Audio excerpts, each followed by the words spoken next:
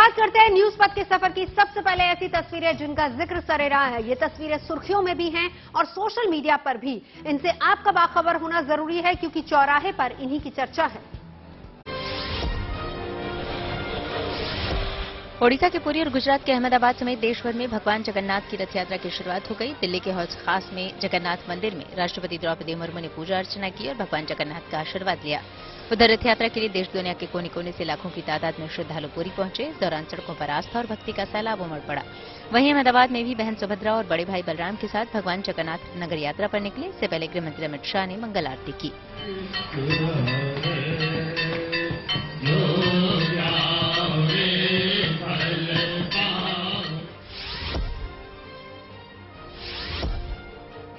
Howdy, Modi ji. Kim Cho. Welcome to the United States of America. America में दाऊदी बोहरा समाज ने social media पर एक वीडियो शेयर किया जिसमें पीएम मोदी के दौरे को लेकर खुशी जताई गई। इस वीडियो में छोटे छोटे बच्चे भी पीएम को वेलकम कहते नजर आए। साथ ही बताया गया कि प्रधानमंत्री मोदी के अमेरिकी दौरे को लेकर वहां रह रहे दाऊदी बोहरा समाज में खुशी की लहर है। वो पीएम का स्वागत करने के लिए बेसब्री से इंतजार कर रहे हैं। पीएम अपने इस दौरे में अमेरिकी संसद को संबोधित करने के अलावा भारतीय समुदाय के कार्यक्रम में भी शामिल होंगे। भारत समेत दुनिया भर में अंतर्राष्ट्रीय योग दिवस की तैयारियां तेज हो गई। कोस्ट गार्ड ने एक वीडियो सोशल मीडिया पर जारी किया जिसमें तमिलनाडु के धनुषकोडी में अंतर्राष्ट्रीय जल सीमा के पास कोस्ट गार्ड के जवान योग करते नजर आए। कोस्ट गार्ड के मुताबिक इस योग कार्यक्रम की थीम वसुधैव कुटुंबकम पर आधारित है। अंतर्राष्ट्रीय योग दिवस के मौके पर पीएम मोदी बुधवार को न्यूयॉर्क में यूएन मुख्यालय जाएंगे और योग कार्यक्रम की अगुवाई करेंगे।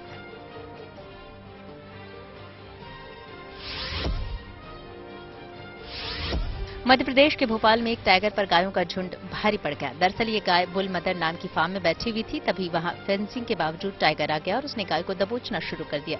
इसके बाद वो गाय चिल्लाई। ऐसे में उसे देखकर गायों का पूरा झुंड टाइगर पर टूट पड़ा और टाइगर से गाय को छुड़ा लिया। इसके बाद टाइगर को घबराकर वहां से भागना पड़ गया। बताया जा रहा है कि ये घटना 2 दिन पहले की है।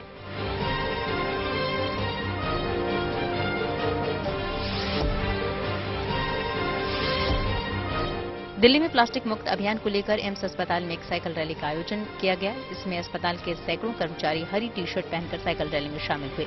इस दौरान सभी ने प्लास्टिक का इस्तेमाल कम करने की शपथ ली। जिंदगी का सफर सुहाना हो, इसके लिए सावधान रहना बहुत जरूरी है। रोजमर्रा की आपाधापी में कुछ देर बैठकर सोचना समझना जरूरी है कि आपके आसपास क्या हो रहा है और जो कुछ हो रहा है उससे हमारी और आपकी जिंदगी, हमारा परिवार कैसे प्रभावित हो सकता है। इसीलिए हॉर्न बजाकर बाखबर करने वाली खबर जरूरी हो जाती है। और आज की यह खबर आइसक्रीम से जुड़ी है जो बच्चों के साथ बड़ों को भी बहुत पसंद आती है। खास तौर पर गर्मी में इसके लिए चाहत और बढ़ जाती है। लेकिन आइसक्रीम खाते हुए ज्यादातर लोग स्वाद पर तो ध्यान देते हैं लेकिन उसके पैकेट पर नहीं देते हैं। यानी आइसक्रीम की क्वालिटी क्या है, उसकी एक्सपायरी डेट क्या है, इन जरूरी बातों को नजरअंदाज कर दिया जाता है।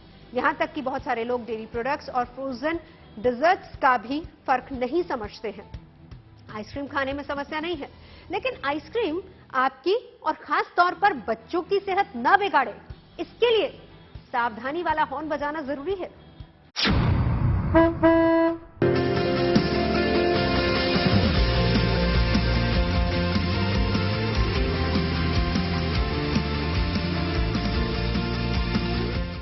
आइसक्रीम जिसे देखकर बड़े बड़ों का मन ललचा जाए तो फिर बच्चों की तो बात ही क्या करनी। आइसक्रीम खाने के लिए आपने बच्चों को मनुहार करने से लेकर जिद करते तक देखा होगा और जब आइसक्रीम उनके हाथों तक पहुंचती है तो उनके चेहरे पर गजब की चमक आ जाती है। बताने की जरूरत नहीं कि जब आइसक्रीम मुंह में जाती है तो उनको एक अद्भुत एहसास के साथ अपार संतुष्टि की अनुभूति होती है। गर्मी का मौसम हो और आइसक्रीम अगर आपके सामने हो तो आप भी शायद ही खुद को खाने से रोक सकें। लेकिन आइसक्रीम सही क्वालिटी की ना हो तो ये आपकी सेहत के लिए नुकसानदायक होने के साथ ही जान पर भारी पड़ सकती है। करीब महीने भर पहले ही राजस्थान के नागौर से एक ऐसी ही घटना सामने आई थी जिसमें आइसक्रीम की वजह से 2 बच्चों की जान चली गई थी। इसके पीछे की अहम वजह थी नकली जहरीली आइसक्रीम। इसलिए जरूरी है कि ऐसे आइसक्रीम को लेकर हॉर्न बजाया जाए।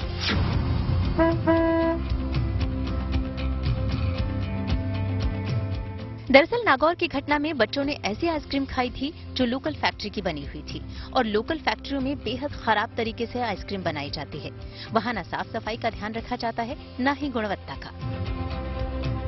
गंदगी के बीच बनाई जाने वाली आइसक्रीम में इस्तेमाल होने वाले रंग और फ्लेवर का कितना ख्याल रखा जाता होगा, इसका अंदाजा लगाया जा सकता है।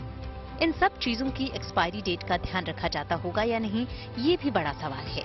ऐसे में जाहिर है कि ऐसी आइसक्रीम सेहत को नुकसान पहुंचाएगी ही, और यही नागौर में हुआ, जहां आइसक्रीम कुल्फी बनाने के लिए एक्सपायरी डेट का रंग और फ्लेवर इस्तेमाल किया गया था, जो 2 बच्चों की जान पर भारी पड़ गया।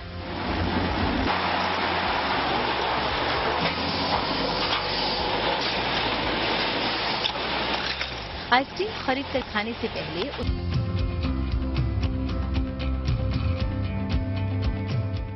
इसलिए अगर आप आइसक्रीम खाते हैं तो इसको लेकर सावधानी जरूर बरतें। सड़क और चौक चौराहों पर मिलने वाली सभी लोकल आइसक्रीम कुल्फी को खाने से बचें, क्योंकि ऐसी आइसक्रीम गंदगी में बनाई जाती है, इसलिए ये सस्ती। आइसक्रीम में फैट होता है। आधा कप आइसक्रीम में कम से कम 9 ग्राम फैट होता है। आइसक्रीम में कोलेस्ट्रॉल की मात्रा ज्यादा होती है। 1 कप आइसक्रीम में 25 mg कोलेस्ट्रॉल होता है। और यही नहीं, आइसक्रीम में शुगर भी अच्छी खासी होती है, जिससे खून में ग्लूकोज का स्तर बढ़ जाता है और इससे डायबिटीज का खतरा बना रहता है। लेकिन बाजार में आइसक्रीम और फ्रोजन डिजर्ट्स दोनों ही मिलते हैं, और इन दोनों में कौन सा बेहतर है, इसे जानने के लिए इनके बीच का अंतर जानना और समझना बहुत जरूरी हो जाता है। आइसक्रीम डेयरी उत्पादों, दूध या क्रीम, अंडे, चीनी, वनीला एसेंस और दूसरे फ्लेवर्स से बनाई जाती है, जबकि फ्रोजन डेजर्ट्स में वनस्पति तेल, आटा और चीनी का इस्तेमाल होता है। आइसक्रीम को बनाने में शुद्ध दूध का इस्तेमाल किया जाता है, जबकि फ्रोजन डेजर्ट्स में ढेर सारे पाम ऑयल होते हैं जो आपके बैड कोलेस्ट्रॉल को बढ़ा देते हैं। आइसक्रीम में न कोई सिंथेटिक शुगर सिरप होता है और न ही कोई सिंथेटिक कलर होता है और न ही इसमें पाम ऑयल होता है, लेकिन फ्रोजन डेजर्ट्स में सब कुछ होता है जो सेहत के लिए बेहद हानिकारक है। आइसक्रीम आपकी सेहत के लिए उतना हानिकारक नहीं है जितना कि फ्रोजन डेजर्ट्स है। साथ ही इसका स्वाद भी फ्रोजन डेजर्ट से बहुत बेहतर होता है। आइसक्रीम के लिए मिश्रण को नरम मलाईदार होने तक मथा जाता है, जबकि फ्रोजन डेजर्ट्स को ठंडा परोसा जाता है और फ्रीजर से निकालकर तुरंत खाया जाता है। आइसक्रीम की तुलना में फ्रोजन डेजर्ट्स में फैट ज्यादा होता है। आइसक्रीम में प्रति 100 ग्राम में 5.6 ग्राम फैट होता है, तो फ्रोजन डेजर्ट्स में 10.56 ग्राम फैट होता है। आइसक्रीम की तुलना में जरूरत से ज्यादा फ्रोजन डेजर्ट्स हानिकारक हो सकते हैं। डायबिटीज, हाई ब्लड प्रेशर या फिर मोटापे जैसी पहले से मौजूद सेहत से जुड़ी परेशानी वाले लोगों को इस तरह के डेजर्ट्स का सेवन करने से सतर्क रहना चाहिए। आइसक्रीम खाना कहां तक आपकी सेहत के लिए ठीक है? इससे स्वास्थ्य को क्या नुकसान पहुंच सकता है? किन लोगों को आइसक्रीम खानी चाहिए और किन को परहेज करना चाहिए, जानना बहुत जरूरी हो जाता है। तो आइए जानते हैं कि इसके बारे में मैक्स अस्पताल के डायरेक्टर डॉक्टर मनोज कुमार क्या कह रहे हैं।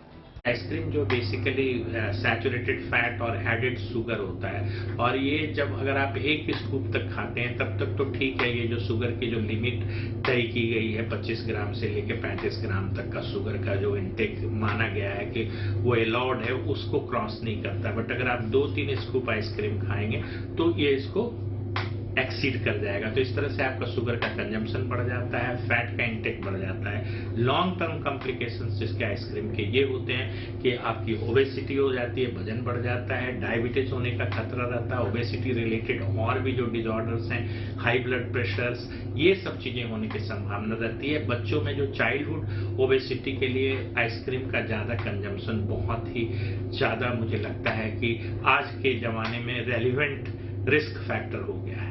जो लोग डायबिटिक हैं उनको आइसक्रीम अवॉइड करना चाहिए, और खास करके अगर उसमें एडेड शुगर हो तो उसको बिल्कुल अवॉइड करना चाहिए। वैसे लोग जिनको बार बार गले का इन्फेक्शन या रेस्पिरेटरी डिजीज है उनको भी आइसक्रीम से बचना चाहिए।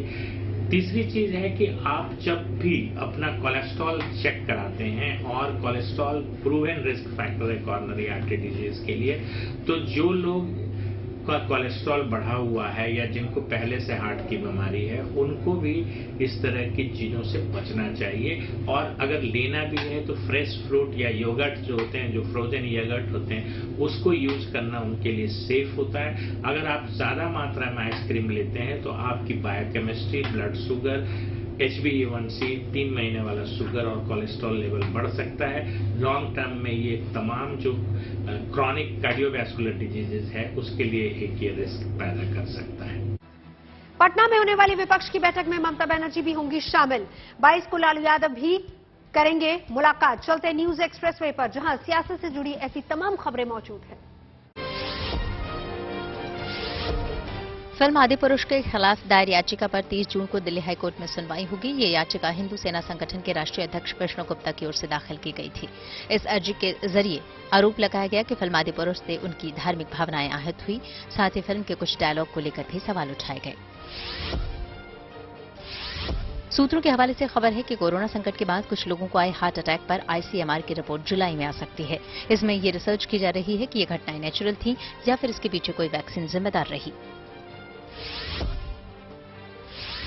केंद्रीय स्वास्थ्य मंत्री मनसुख मंडाविया ने दिल्ली में एक बड़ी बैठक की। इसमें देश के कई हिस्सों में चल रही हीट वेव और उससे हो रही बीमारियों को लेकर चर्चा की गई। साथ ही ये फैसला लिया गया कि केंद्र सरकार की टीम उन राज्यों में जाएगी जहां ऐसे मामले देखने को मिले। वहीं Indian council of medical research को भी ये निर्देश दिया गया कि ऐसी घटनाओं पर काबू पाने के लिए योजना बनाई जाए। पश्चिम बंगाल पंचायत चुनाव में केंद्रीय बलों की तैनाती के खिलाफ ममता सरकार की याचिका को सुप्रीम कोर्ट ने खारिज कर दिया। इस दौरान अदालत ने पूछा कि केंद्रीय बलों की तैनाती से दिक्कत क्या है। सुप्रीम कोर्ट ने सुनवाई के बाद हाईकोर्ट के फैसले को बरकरार रखा और कोई भी दखल देने से इनकार कर दिया।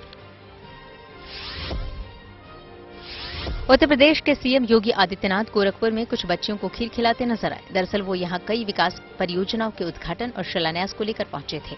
इस दौरान सीएम ने इन बच्चियों को कुछ तोहफे भी दिए। साथ ही वो उन्हें अपनी गोद में लेकर प्यार से पुचकारते भी नजर आए। योग दिवस से पहले पंजाब के जालंधर में एक योग कार्यक्रम किया गया, जिसमें मुख्यमंत्री भगवंत मान भी शामिल हुए। इस दौरान करीब 18,000 लोगों ने एक साथ योग किया। वहीं सीएम भगवंत मान ने लोगों को भी योग के लिए प्रेरित किया।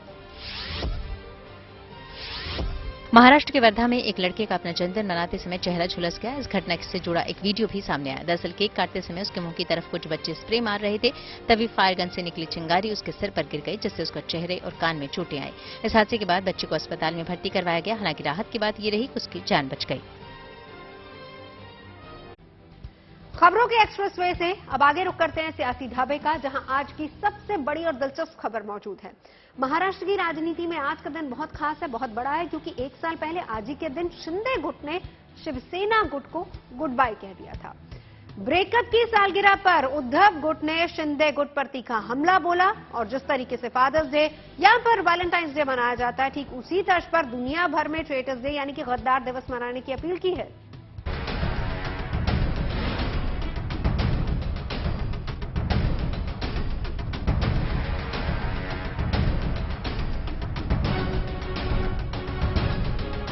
ठीक एक साल पहले 20 जून को शिवसेना दो फाड़ हुई थी और उद्धव ठाकरे की सरकार गई थी। एक साल का वक्त वैसे कम नहीं होता, लेकिन पार्टी का नाम और पार्टी का सिंबल और सरकार गंवाने का दुख आज भी उद्धव ठाकरे गुट को सताता है।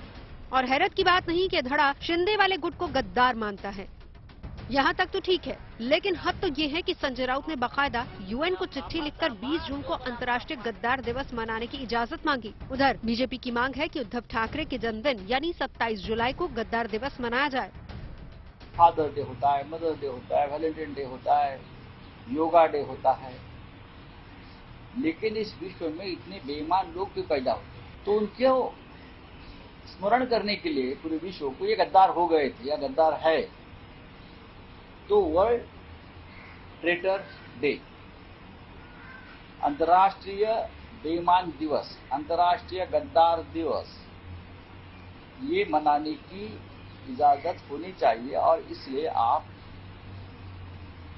20 जून आज का दिन है वो तय कर लीजिए कि ये गद्दार दिन है, ये वर्ल्ड ट्रेटर डे। यूएन को ट्विटर के माध्यम से एक विनती की है कि 27 जुलाई को देशद्रोही दिन, गद्दार दिन बल्कि डिक्लेयर करना चाहिए। 27 जुलाई ये उद्धव ठाकरे जी का जन्मदिन है। संजय राउत कतई मजाक नहीं कर रहे। यूएन को राज्यसभा सांसद के तौर पर चिट्ठी लिखी गई है। प्रधानमंत्री मोदी से अपील कर रहे हैं कि वो अपने अमेरिका दौरे में कोशिश करें कि यूएन ये मांग मान ले। लेकिन उलझने ये हैं कि गद्दारी का आरोप उद्धव ठाकरे वाली शिवसेना पर भी है। बीजेपी की दलील है कि उद्धव ठाकरे ने राजनीतिक मूल्यों और सिद्धांतों से गद्दारी की है। बेईमानी और गद्दारी एक ऐसा हिस्सा है हमारे समाज का जो लोगों को एक दिन बेईमानों को याद करने के लिए या उनको जूते मारने के लिए वैलेंटाइन डे को हम फूल देते हैं, यहाँ जूते मारो। तो मैंने सेक्रेटरी जनरल यूनाइटेड नेशन और यूनाइटेड नेशन के सभी फाउंडेशन ऑर्गनायझेशन को बताई, UNICEF को भी लिखा। एकनाथराव शिंदेंनी त्या ठिकाणी पुन्हा तेवढ्याच जोमानं प्रस्थापित केले। त्यामुळे ज्यांच्याकडे बाळासाहेबांचे विचार आहेत त्यांचा मेळावा खरा आहे। जे केवळ बाळासाहेबांचं नाव वापरतात पण बाळासाहेबांचे विचार ज्यांनी गहाण टाकले त्यांचा मेळावा हा खोटा आहे।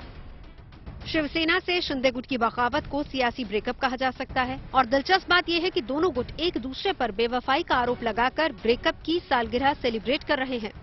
शिवसेना ने जब 20 जून को अंतर्राष्ट्रीय गद्दार दिवस मनाने का ऐलान किया तो तनातनी बढ़ गई। यहां तक कि मुंबई पुलिस ने शिवसेना और एनसीपी को नोटिस जारी कर कहा कि कानून व्यवस्था न बिगड़े। असल में पार्टी में दो फाड़ के बाद से ही दोनों गुट खुद को असली शिवसेना साबित करने की होड़ में है। ये होड़ इसलिए और तेज हो गई है क्योंकि सामने चुनाव है। 1 वर्ष होईल उद्या गद्दारीला। या एका वर्षामध्ये आपलं नाव त्यांनी चोरलं, पक्ष चोरला कागदावरती असं त्यांना वाटतंय। माझे वडील चोरायला निघाले होते। म्हणजे आज उद्धव ठाकरेला काय किंमत आहे?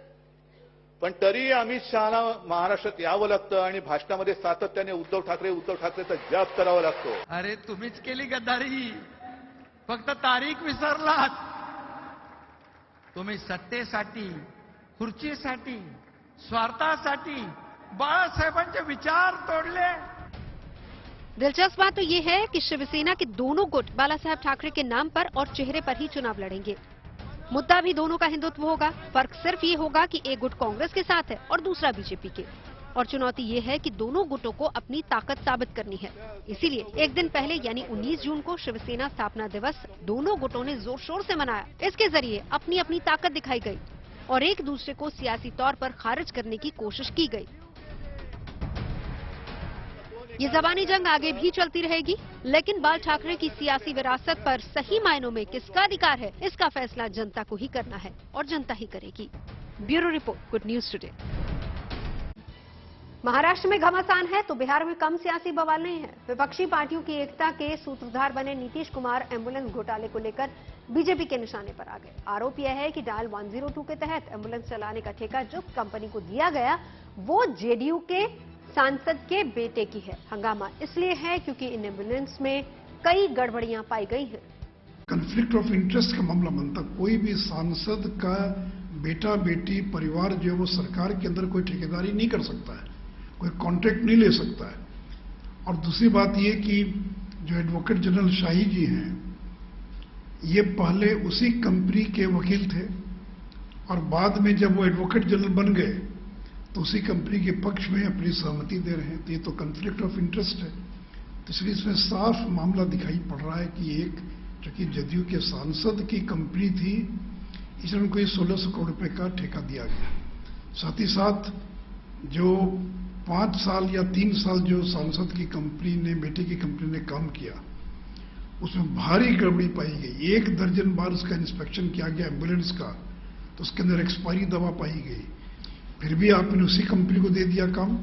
और ये दोनों टेंडर दिया गया तब जब इस बिहार में राष्ट्रीय जनता दल की सरकार थी और जदयू की सरकार थी।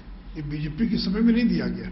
भारतीय जनता पार्टी अगर राजनीतिक कारणों से ऐसा आरोप लगा रही है तो मेरा सवाल भारतीय जनता पार्टी के स्वास्थ्य विभाग तो आपके अधीन था, तो जिन पर आरोप लगा रहे हैं वो तो उनके परिजन तो पहले भी काम कर रहे थे, तो उस समय क्यों नहीं सवाल उठाया?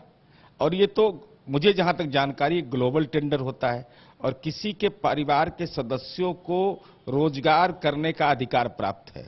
अगर आपको लगता है कि इसमें अनियमितता है तो निश्चित रूप से लोकतंत्र में अपनी बात कहने का अधिकार है। और न्यूज पथ पर आगे आपको लिए चलते हैं धन बाजार, जहां शेयर बाजार से लेकर कारोबार जगत की तमाम अहम खबरें मौजूद हैं और इसका सीधा रिश्ता आपकी आमदनी और जेब पर है। तेज रफ्तार खबरों के बीच जरूरी खबरें छूट ना जाए, इसीलिए धन बाजार का रुख करना जरूरी है। शेयर बाजार में तेजी देखने को मिली। सेंसेक्स 159 अंक चढ़कर 63,328 पर बंद हुआ। वहीं निफ्टी में भी 61 अंकों की तेजी रही। निफ्टी 61 अंक चढ़कर 18,817 पर बंद हुआ। दिल्ली सराफा बाजार में सोने की कीमत में गिरावट देखी गई। सोना 30 रुपए गिरकर 60,110 रुपए प्रति 10 ग्राम पर पहुंचा। हालांकि चांदी की कीमत में उछाल रही। 220 रुपए की तेजी के साथ 1 किलो चांदी की कीमत 73,500 रुपए हुई। वर्ल्ड एविएशन अवार्ड्स में भारतीय एयरलाइंस कंपनी इंडिगो ने भी अपना दम दिखाया। उसने दक्षिण एशिया में सबसे कम लागत वाली बेस्ट एयरलाइंस का पुरस्कार अपने नाम कर लिया। इन पुरस्कारों की तुलना एविएशन इंडस्ट्री में ऑस्कर की तरह की जाती है। भारतीय इलेक्ट्रिक टू व्हीलर कंपनी ओला इलेक्ट्रिक भारत में नया इलेक्ट्रिक स्कूटर लॉन्च करेगी। कंपनी के सीईओ भावेश अग्रवाल ने ट्वीट कर इसकी जानकारी दी। उन्होंने बताया कि कंपनी का अगला प्रोडक्ट इवेंट जुलाई में होगा। भावेश ने इसे end Ice Age show part 1 का नाम दिया है। एसबीआई के प्रबंध निदेशक स्वामीनाथन जानकीरमन आरबीआई के डिप्टी गवर्नर बने। सरकार ने उनकी नियुक्ति 3 साल के लिए की है। ट्रक ड्राइवर्स के लिए अच्छी खबर है। केंद्रीय सड़क और परिवहन मंत्री नितिन गडकरी ने ऐलान किया है कि अब ड्राइवर्स के केबिन में एसी की व्यवस्था होगी ताकि उन्हें गर्मी के दिनों में राहत मिल सके। नितिन गडकरी ने साल 2025 से ट्रक ड्राइवरों के लिए एयर कंडीशनड केबिन अनिवार्य किए जाने की बात कही। चलिए रुक करते प्रगति मार्ग का, जहां ऐसी खबरें हैं जो देश की तरक्की, प्रगति और लोगों की काबिलियत दिखाती हैं। IIM धनबाद की एक रिसर्च टीम ने ऐसा केमिकल स्प्रे तैयार किया है जिसकी कोटिंग से जूट से बने सामानों को वाटरप्रूफ बनाया जा सकता है। इसका फायदा ये होगा कि जूट के बने सामानों पर इसकी कोटिंग करके अनाज से लेकर घर की जरूरत के साजो सामान को भी लंबे समय तक सुरक्षित और इस्तेमाल करने लायक बनाया जा सकता है।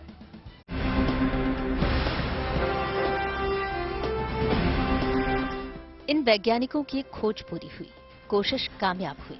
इनकी इस कामयाबी से अब प्लास्टिक को ना कहना आसान होगा।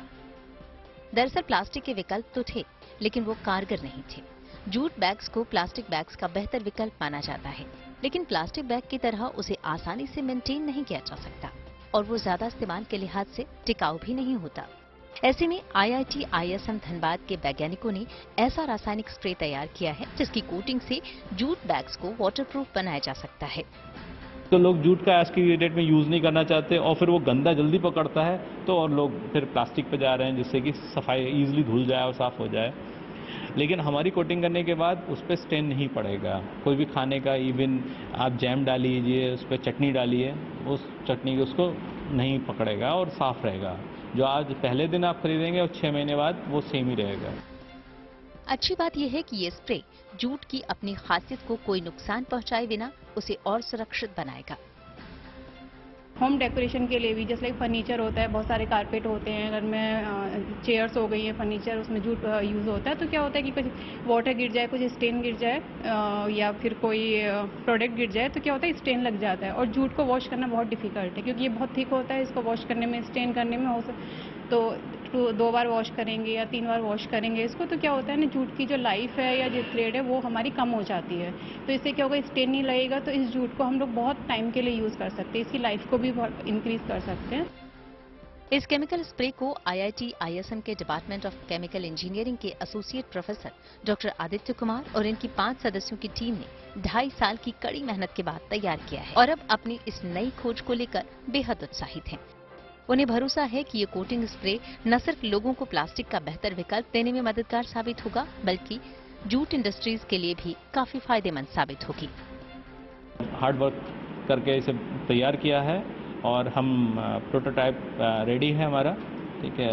मार्केट में अगर आने से लोगों को काफी राहत मिलेगी। हाँ, खासकर हम लोगों के किसान भाइयों को बहुत फायदा मिलेगा। छोटे छोटे जो स्मॉल स्केल इंडस्ट्रीज हैं, जूट पे डिपेंडेंट हैं, जैसे आपकी बिरला जूट मिल हैं, जूट बोर्ड हैं, और जो कोलकाता और इधर वेस्ट बंगाल में काफ़ी जूट पे डिपेंडेंट स्मॉल स्केल इंडस्ट्रीज हैं, उनको बहुत फ़ायदा मिलेगा।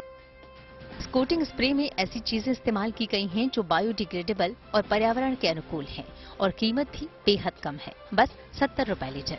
और ये केमिकल स्प्रे सिर्फ जूट पर ही नहीं, कपड़ों और स्पॉन्ज पर भी कारगर है और ये ऑयल यानी तेल और पानी को अलग अलग करने में भी सक्षम है।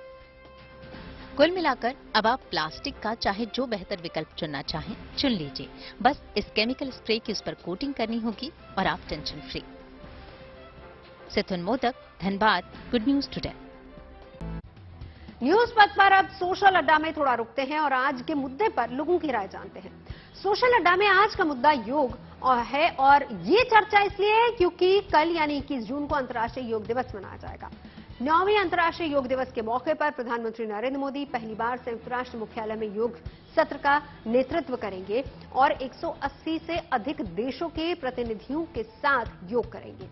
इस कार्यक्रम के जरिए न सिर्फ पूरी दुनिया को एक बार फिर से योग की अहमियत समझाने की कोशिश होगी, बल्कि आम लोगों को योग करने के लिए जागरूक और प्रेरित किया जाएगा। हर साल योग दिवस के लिए एक अलग थीम रखा जाता है। इस साल में योग दिवस की थीम वासुदेव कुटुंबकम के सिद्धांत पर वन वर्ल्ड वन हेल्थ रखा गया है और इसके जरिए दुनिया को योग का संदेश दिया जाएगा। लेकिन इसके साथ ही ये समझना बहुत अहम है कि हमारे और आपके जीवन में योग का योगदान क्या है। वैसे तो योग की परंपरा सदियों पुरानी है, लेकिन रोजमर्रा के जीवन में क्या योग हमारी आदत में शामिल हो पाया है? क्या हम इसकी अहमियत से वाकिफ हैं? ऐसे कई मुद्दों पर हमने लोगों की राय ली। हफ्ते में 3 से 4 दिन मैं योगा करता हूं। बाकी मैं फिजिकल एक्टिविटी में, स्पोर्ट्स एक्टिविटी में भाग लेता रहता हूं और मैं पूरी तरीके से सहमत हूं कि योगा से हमारी लाइफस्टाइल में मानसिक, शारीरिक दोनों तरीके से बदलाव आता है। जिम अगर हम करते हैं तो केवल शारीरिक तरीके से हम मोटिवेट होते हैं और बेहतर बदलाव के लिए, लेकिन योगा अगर हम करते हैं तो योगा की ऐसी कई क्रियाएं हैं जो हमारे गुरु हमें सिखाते हैं, जिससे हमारे मानसिक रूप से भी हम मजबूत होते हैं योगा करने से। और हमारी प्राचीन विधि है, तो बिल्कुल हमें 21 जून को जो हम योगा दिवस मना रहे हैं, तो ये केवल एक दिन का नहीं होना चाहिए, ये हमें पूरे साल भर इसको अपना बनाना चाहिए। मैंने एक योगा सेंटर ज्वाइन कर रखा है, सो मैं करती हूँ पर्सनली।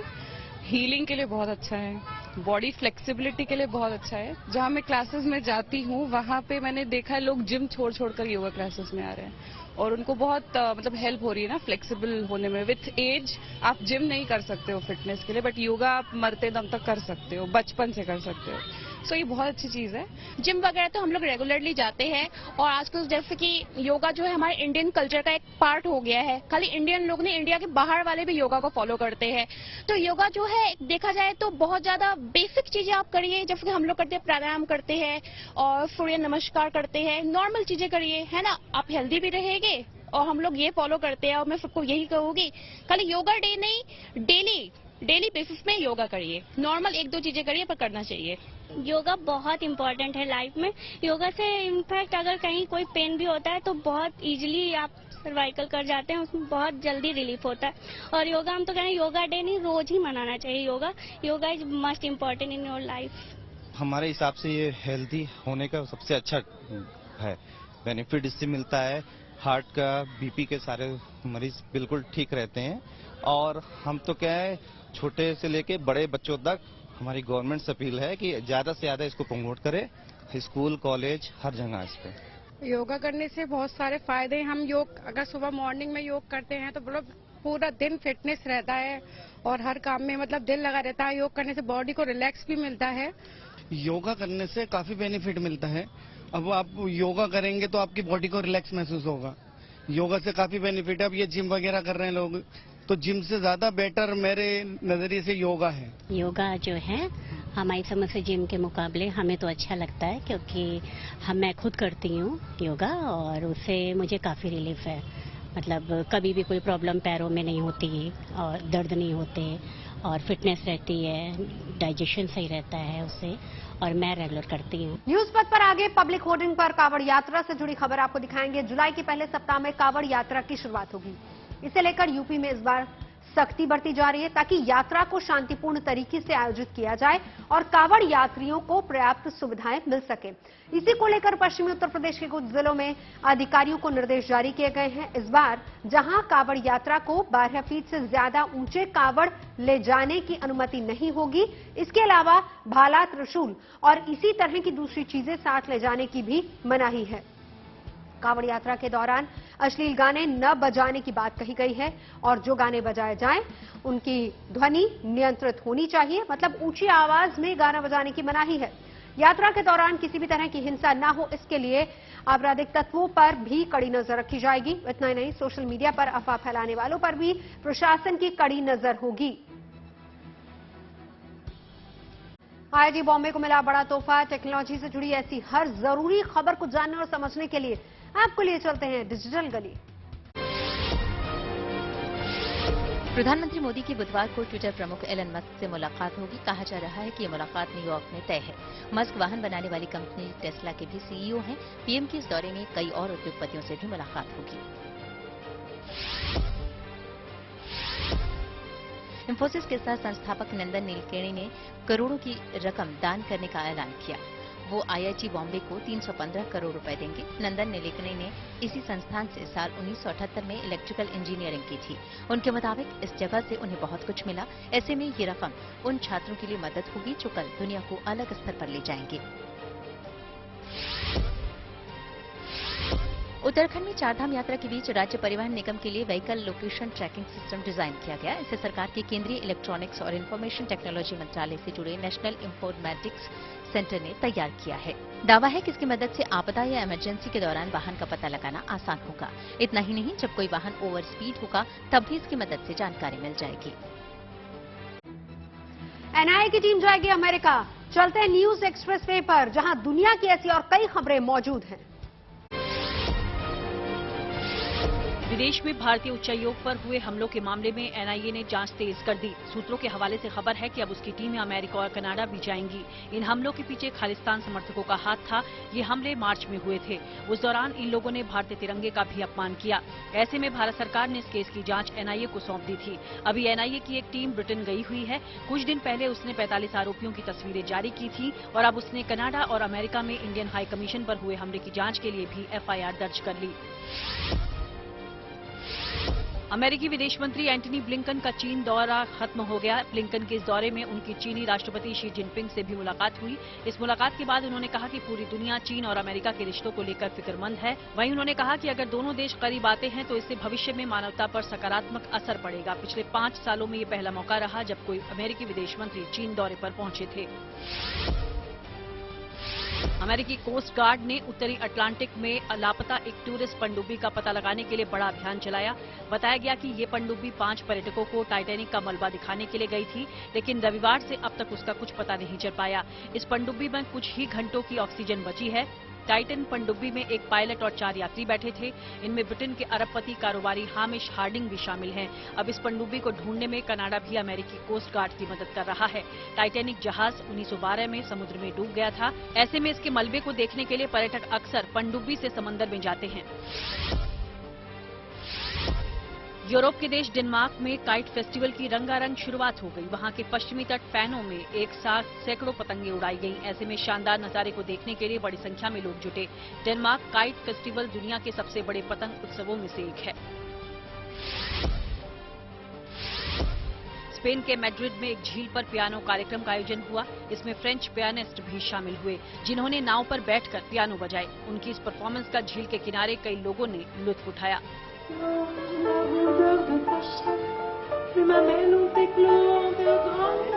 निशानेबाज अभिषेक वर्मा रैंकिंग में 5वें स्थान पर पहुंचे। खेल जगत की और खबरों को जानने के लिए आइए रुक करते हैं खेल चक्कर का। बैडमिंटन खिलाड़ी सात्विक साईराज, रंकीरेड्डी और चिराग शेट्टी की जोड़ी डबल्स रैंकिंग में 3रे स्थान पर पहुंच गई। हाल ही में इस जोड़ी ने इंडोनेशिया ओपन अपने नाम किया था। सात्विक और चिराग के करियर की यह सर्वश्रेष्ठ रैंकिंग है। एशियन गेम्स के लिए भारतीय टेनिस दल का ऐलान कर दिया गया। इसमें सुमित नागल, यूकी भांबरी और रोहन बोपन्ना समेत दूसरे खिलाड़ियों का नाम पुरुष वर्ग में शामिल है, जबकि महिलाओं में अंकिता रैना और अंकिता भांबरी समेत कुछ दूसरी खिलाड़ियों के नाम लिस्ट में हैं। भारतीय महिला ए टीम ने इमर्जिंग क्रिकेट टीम्स कप के फाइनल में जगह बना ली। ये टूर्नामेंट पहली बार खेला जा रहा है और टीम इंडिया ने पहली ही कोशिश में खिताबी मुकाबले में जगह बना ली। इससे पहले बारिश की वजह से श्रीलंका के खिलाफ मुकाबला नहीं हो सका, लेकिन भारत को बेहतर रन रेट के आधार पर फाइनल का टिकट मिल गया।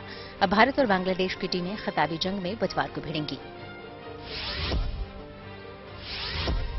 निशानेबाज अभिषेक वर्मा ने रैंकिंग में 5वां स्थान हासिल कर लिया। उन्होंने हाल ही में वर्ल्ड कप के कंपाउंड इवेंट में गोल्ड मेडल जीता था। पाकिस्तान क्रिकेट बोर्ड के चेयरमैन नजम सेठी अब इसका चुनाव नहीं लड़ेंगे। उन्होंने राजनीतिक वजहों से खुद को रेस से अलग कर लिया। उनका कहना है कि जिस तरह के हालात अभी हैं, उन्हें देखते हुए वे इस पद के दावेदार नहीं होंगे। नजम सेठी दिसंबर 2022 से पीसीबी के दोबारा चेयरमैन बने थे। न्यूज पथ पर आज के लिए मेरे साथ फिलहाल इतना ही। कल फिर होगी मुलाकात। देखते रहिए गुड न्यूज टुडे।